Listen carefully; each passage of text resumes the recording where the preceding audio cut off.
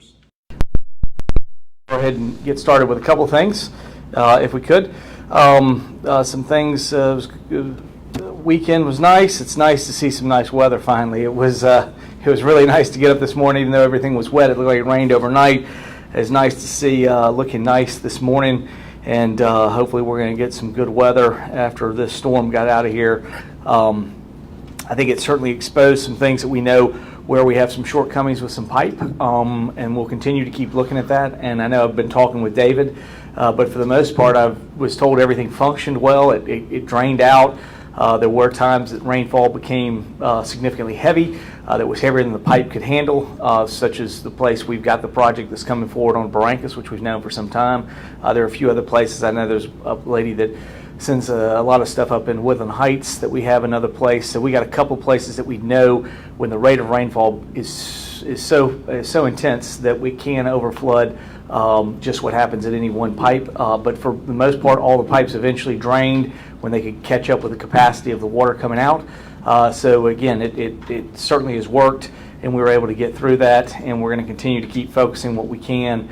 Other thing that is out there that I know, I just kind of want to mention, seeing David here, we are working very hard. Obviously we've got a few things. The weather kind of delayed us. We were expected to have everything finished on Bayview by the end of the month. I think we're going to have all the things that the Dragon Boat needs to get by the end of the month, but we may not be on the final platform exactly finished with that. But we do expect to have that very shortly. I think after that, we also expect to soon be under construction. I know a lot of people continue to send us emails about how bad things look at the waterfront of Maritime. We know that's still dealing with FEMA, but we're, I think, about to be coming forward with corrections there and improvements also at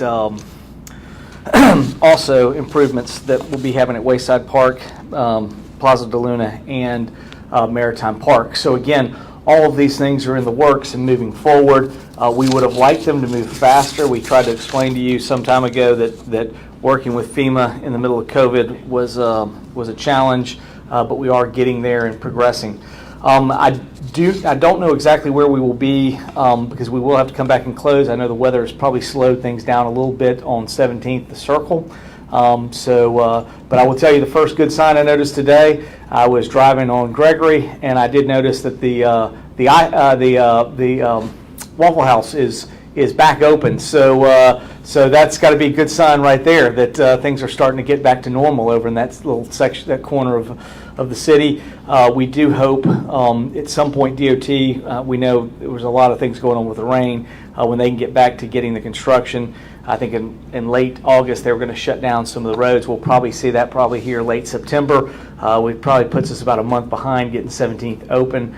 But again, we're working with that. I think we're trying to meet with DOT in October to discuss some of these things, these projects that are ongoing and new projects that we have as well that we would like to discuss with them.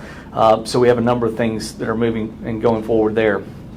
There are some recent things that happened last week I just kind of want to cover and say how much I appreciate it. I want to say a big thank you to Navy League and Dan McCourt and all of the leaders and volunteers with the Navy League. Certainly also there was a gentleman, I cannot remember his name, who did some of the fiberglass, and all the people at the Blue Angels who worked the paint job. We got Blue One, it's the Navy Pelican, is back on the corner of Palafox and Garden. So that happened, and it was a great ceremony being a part of it. Enjoyed being with Tim, Captain Kinsella, Lucky. Certainly always enjoy being with him and the rest of the Navy team. They do an incredible job, and it's great to have them there. I mean, they continue to say there's no other town that treats the Navy the way they do like Pensacola, and that's what we certainly like to hear, and we have a great relationship with the Navy, and it was good to see the Pelican back up. The other thing I want to say is East Hill Neighborhood Association. We had a town hall meeting last week with Councilwoman Broughton there. It was good. It gave us a chance to discuss some of the things that are going on. There was actually some concerts that they had a concert off the back that was open air into the bay. I think it was well attended and everybody enjoyed it. They raised some money. They gave away some scholarship money. The city was through the Condon scholarship was a recipient of some of that money. Certainly so was Big Brothers Big Sisters, who we work with as well as O.J. Sims, who is in the East Hill neighborhood area. So all of those three entities received some funding out of that. They have plans to do it again. They were going to do one in October, but it just not knowing where everything was with COVID, they've in some other scheduling issues, they backed off. They're looking though at 3 dates for 2022, so I think they will have another concert series out there at Bayview, and we're excited about that. I think it'll be a very good thing. So that was a good meeting as well. Talk about several things that are ongoing in East Hill. Youth Council deadline has been the deadline for submitted has been extended to Friday, September 24th at 4 p.m. I know I've talked to a few people who are interested. Please get your student to sign up. Youth Council is a program for area high school students interested in becoming involved in the community and learning leadership skills. The program will run 8 months from October of 2021 to May of 2022. To be considered for the Youth Council, students must meet the following requirements: be a high school student in Pensacola or Escambia County during this academic year and submitted a completed application by Friday, September 24th. Visit cityofpensacola.com, City of Pensacola Facebook page to learn more about the application and the download. City Council meeting will be this week. Today, right here in this room, we will have in Hagler Mason's City Council agenda conference at 3:30, and that will be followed immediately by the CRA. No, I'm sorry. CRA is not today. That will be discussion meeting. It is? There's CRA and a workshop. Okay. The workshop, City Council workshop following that, and then Thursday will be the meeting at 5:30. So again, I knew we were having the workshop, but we'll be doing that. And there is apparently a special CRA meeting as well. Neighborhood cleanup will be this Saturday. This is September 25th for a portion of Scenic Heights neighborhood in the Spanish Trail area. Please visit cityofpensacola.com to see cleanup map details. Mayor's neighborhood cleanup will allow City of Pensacola residents to clean up any eligible items at the curb for free pickup. This is the second to last cleanup of the year. The last one will be October 30th. So please have your stuff ready to go. We'll be by to pick it up. Again, we will also have a virtual Pensacola Supplier Diversity Exchange tomorrow. And certainly I see Brian in the back. Brian, thank you for the work that you've been working with Hosea on our team, the city, the county, I think the state, and certainly the Gulf Coast Minority Chamber have been working on this. The event featuring opportunities to market your goods and services directly to local and state buyers. The event will take place virtually from 8:30 a.m. to noon via Zoom. Although the event is free, we do need the attendees to register online and reserve a spot. Registration is available at PensacolaExchange2021.eventbrite.com. PensacolaExchange2021.eventbrite.com. So please sign up for that, and I know they've been working hard, and I appreciate their work on that. We have got as a reminder, the monoclonal antibody treatment site is open at Bayview Community Center 7 days a week from 9 a.m. to 5 p.m. Appointments can be scheduled by visiting patientportalfl.com. Walk-ups will also be accepted. It is at the Bayview Center, which is at 2001 East Lloyd Street. And so, again, we hope you will be using that. We have seen I think the big news today is sort of where we're going with COVID-19 numbers. We have seen a fairly significant drop. The good news is positivity has dropped. It hasn't dropped that much. It's still at 17.3. We need that to get down, but that is compared to be down at 20.3. But what was really interesting was when I talked to the hospitals last week, the number of people getting the actual test has almost been cut in half. So you're doing two things. Not only are you having your positivity shrink, but you're having just the number of people who show up for tests go down. Hospitalizations were at 224 on Friday, Saturday at 200, 194 on Sunday, and 181 today. So that's almost we've almost come down 50 just through the weekend, and we're continuing to see it drop. All the hospitals are now under 100. West Florida and Baptist are around that 50 mark, and Sacred's now come under 100. So I think this is really beginning to show some of the efforts that we've made and what we're working, and hopefully we're getting through Delta. But I would say, again, what I've said clearly is I would not let your guard down, because this thing will come back. So this is where you've got to stay on top of things like vaccines, boosters, a variety of other things to help prevent where we go in the future and what's going on. We have opened up last week. We started this weekend. We began having our first football games this weekend. We began opening up our community centers. We're now up to 75%. We're now taking new events and scheduling new things beginning last week. So we're trying to, as we see the numbers coming down, we're trying to allow people to be back up and continue to operate and do things and plan for the future.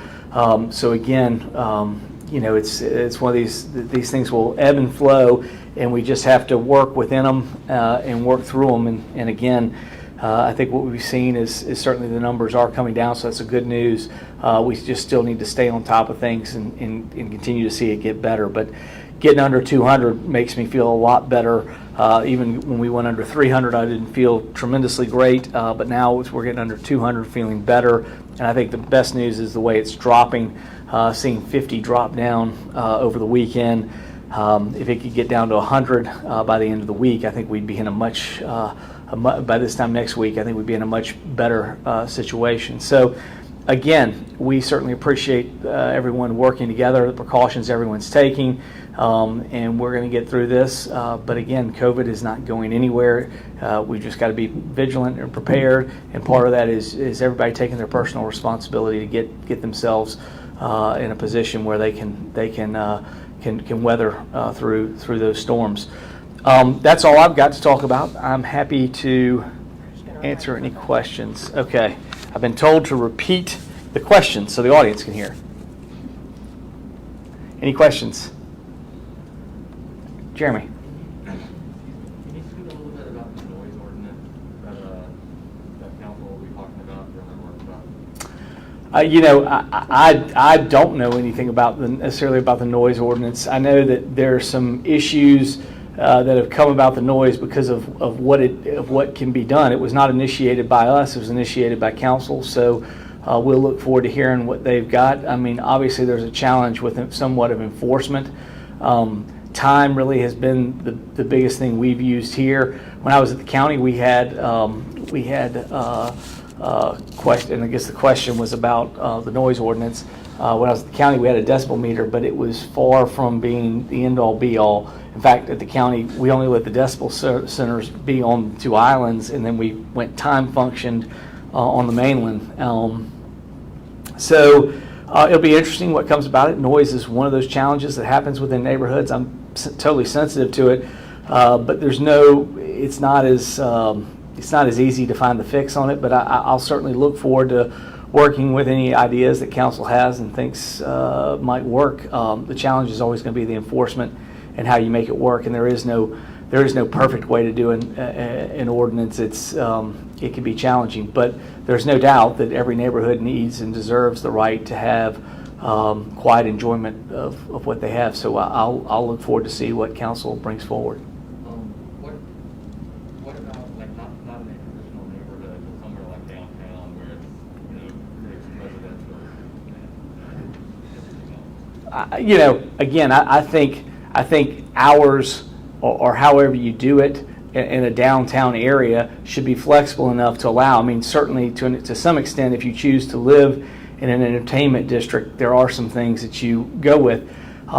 I don't think that gives you sort of unlimited. I mean, I think at some point the party has to end and people need to go, but there's no doubt it needs to stay later. It's an urban environment. So I think the requirements in a downtown area, whether it's noise limits or hours or whatever, should not be the same as they would be for a neighborhood like Scenic Heights. I mean, I don't think I don't think you're comparing apples to apples there. I mean, that's 2 different neighborhoods, probably need 2 different ways to handle noise.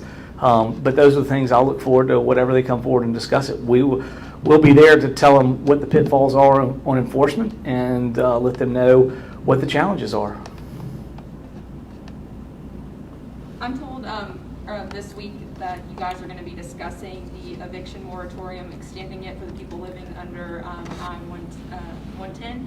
Anything you'd like to add to that? Well, I think I think there are some people that may want to do that. I don't know that everybody wants to do that. I think at some point, with the numbers going down, I think we were ready in July to come forward with a plan. I think what's also going to be interesting today, I think there's a presentation that's going to be coming from the Northwest Florida Coalition for Reducing Homelessness.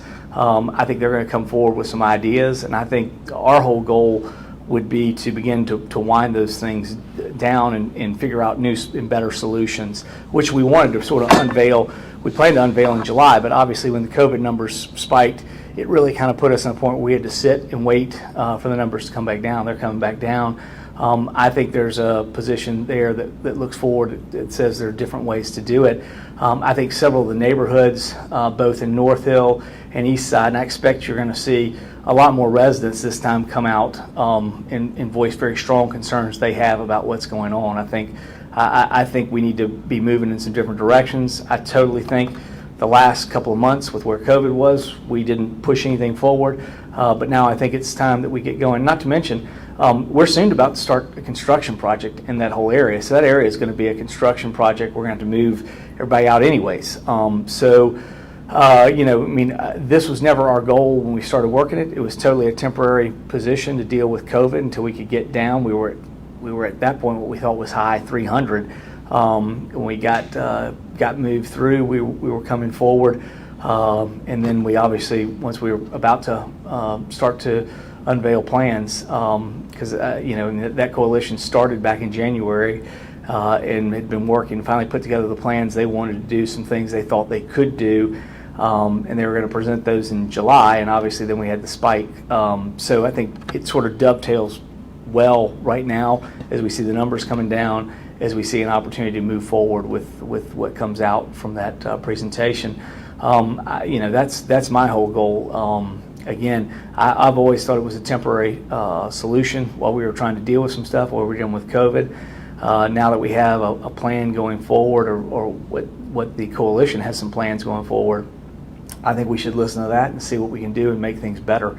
I got to believe, this is temporary. I don't believe the right thing to do is just stick people outside. I don't think it's the right thing to do to take park space that is dedicated for neighborhoods and do that. That's not the use. We would have, if we would have done that, we would have had our whole land development code, everything else would have said, hey, this is what we're allowing here to happen. That's not what we said. So I think we need to go back to what has been discussed with the public, make those things move forward, and then figure out what to do. And there's a better way, I think, to house people and work with them than just leaving them out there. And I certainly think as we start heading for the winter, I think shelter is going to be more important and something we need to be doing. So I'm looking forward to hearing from the coalition as to what we need to do. Do you know what when the construction's scheduled to start over there? I don't, but it should be fairly soon. We've got the funding now for the skate park, so we'll start putting forward some stuff, and we've got plans for the whole Hollis T. Williams. So I'm ready to start moving, getting that stuff done. I think all these things have kind of worked in tandem because of where we've been, but now we're sort of coming out of a period where we have the funding, where we have COVID low, where we have starting to get plans. So I think all the things are kind of coming together at the right time, and I look forward to the presentation this afternoon. You said that you're expecting, residents and neighbors that live nearby to come forward. Have you guys heard of complaints? Oh, yeah, I see. I see Lawrence Powell in the back nodding. I think he gets them on regular. I get them on regular parts, and it was certainly just North Hill, probably the East Side neighborhood. Now it's stretching into East Hill all the way over to East Pensacola Heights that we've gotten complaints. So yeah, we're getting complaints. I'm sure you're seeing it on your social media. There are people complaining. So, what I've continued to do is ask people for patience. We have a plan. We would have executed that plan back in July. COVID numbers caused us to need to create some patience. So I think that's what we're going to do. And like I said before, when we started this process, beginning with the coalition back in January, back before council did anything in February, we were already moving forward on this on a temporary solution because we knew the problem that we were having was because of it was sort of a perfect storm of what was happening with a number of different factors. and certainly COVID was a big part of that. So we've always thought this would be a temporary thing, and we'd be ready to move forward. And I think now we're in the right position with the right things and the right partners headed forward. And I look forward to the presentation tonight. Yes. I know you're looking forward to the presentation tonight, but what is moving forward? Like, what is the thing that makes it different now as opposed to, you know? Well, I hope you have a chance to attend and see what they begin to put forward. I think their idea is there are opportunities to work to get people in shelter and a better way to handle it. And I think they're going to make a presentation tonight, Jeremy, or this afternoon. And I hope you're there to take a look at it. As a matter of fact, when I was on the radio this morning, Rick said that you would be there. So I guess you're already voluntold you're going to be there. So I'll tell him you're obviously not listening to the radio show.